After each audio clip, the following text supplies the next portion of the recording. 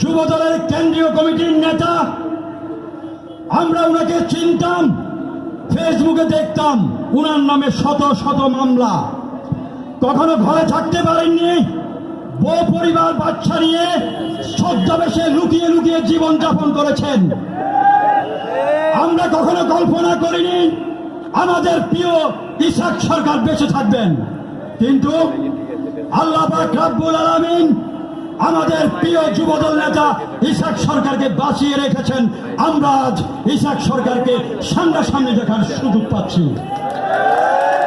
সম্মানিত উপস্থিতি, আল্লাহ যদি রক্ষা করেন, স্বৈরাচার শেখ হাসিনা এবং আওয়ামী লীগ হাজারো চেষ্টা করেও এই বিএনপিকে দমন করতে পারেনি, এবং অন্য কোন শক্তি এই বিএনপিকে